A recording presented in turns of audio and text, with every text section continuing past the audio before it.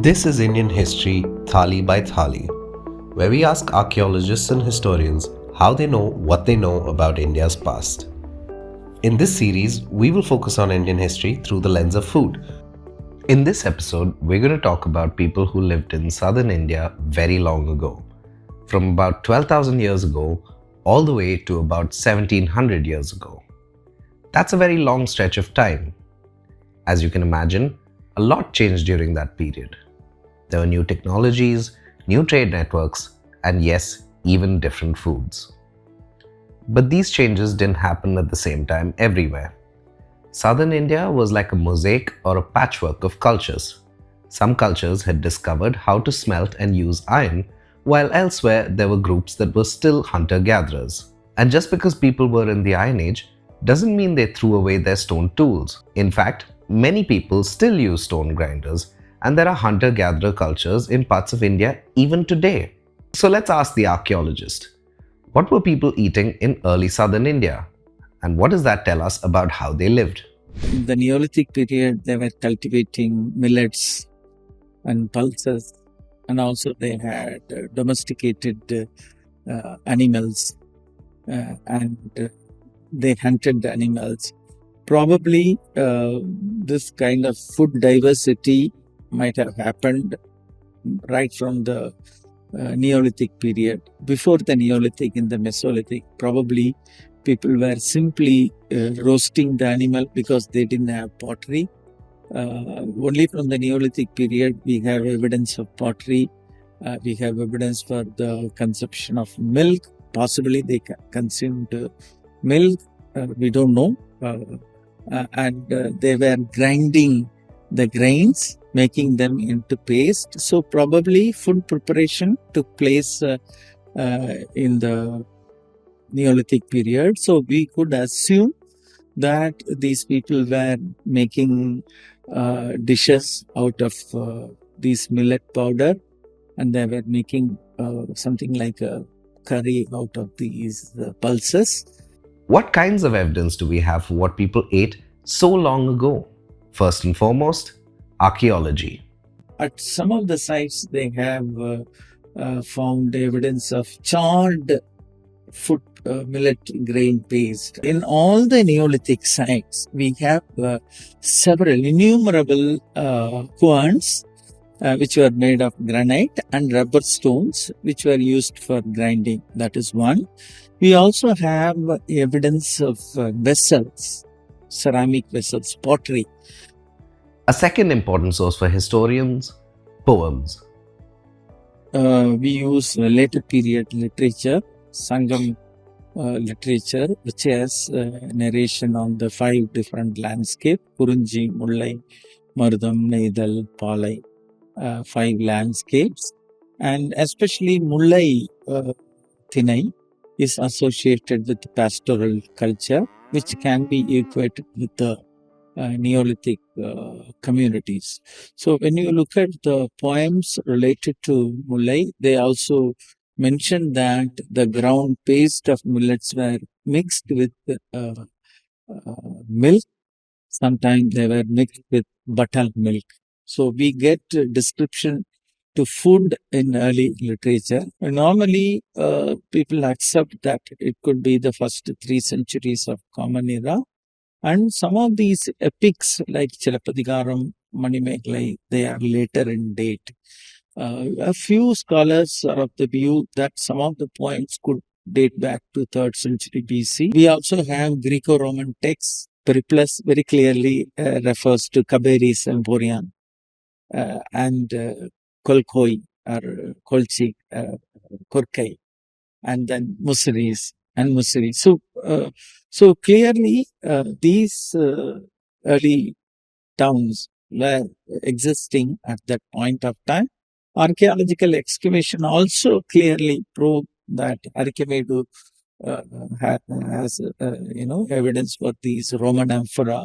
Arhankulam has Roman amphora and Roman coins. Pattanam in Kerala has all that. Here's an example of one of these old Sangam poems. This one from Pattinapalai. In the context of Kaveri Pumpattinam, Pattinapalai has a very detailed narration. It says that Vadamalai Piranda Punnum Maniyum, which means the precious gems from northern hills. Eedathu Unavum, the food from Sri Lanka. Kazhagathu Akamum, the product from Kazhagam, which is Kedar, Malaysia. And then Kudamalai Piranda Akilum Aramum. Kudamalai is basically Kodagu region where this agar wood and sandal came. Neerin Vanda Nimirbari Puraviyum. The horses that came through the ships, through water, which means that it came by ship. And then Kalin Vanda Karungari Mudayum, the black pepper that came either through those mules or through the bullock cows. So the poet very beautifully describes the scenario at Kaveri Pambutinam where the commodities came from all directions. Another way archaeologists try and understand the past is by using ethnography. We have ethnographic context in South India where some of these Kambang Kood, which Kood is basically kanji or porridge, where people make paste of these millets and then they add water and then leave it overnight so that it gets fermented and then they consume it with some kind of vegetable. So this food culinary tradition exists even today. So we can use ethnography, literature, and archaeology together to get a holistic perspective.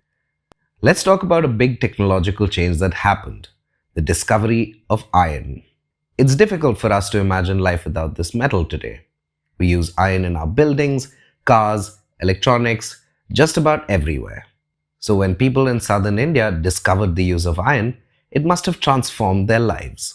In the Iron Age, you see communities with a lot of iron implements.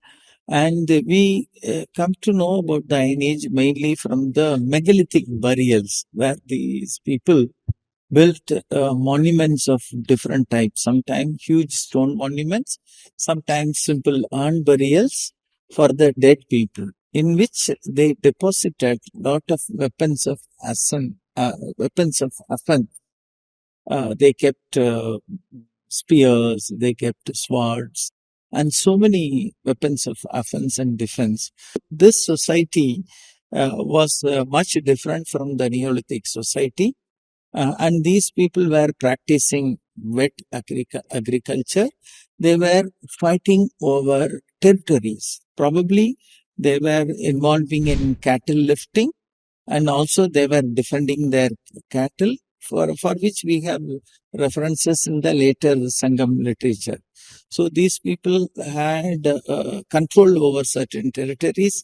They were using iron implement for warfare, whereas in the Neolithic context, you don't find much iron. They were all simple pastoral communities, and there was probably not much of competition for pastures and land resources. The agricultural output increased, and many of these megalithic burials are located nearby the tanks, which clearly suggests that these people were undertaking irrigation activities, and they were spread in various ecological niches. With the use of iron, they could, cultivate they could till the land, they could clear forests, and especially they occupied the deltoic area.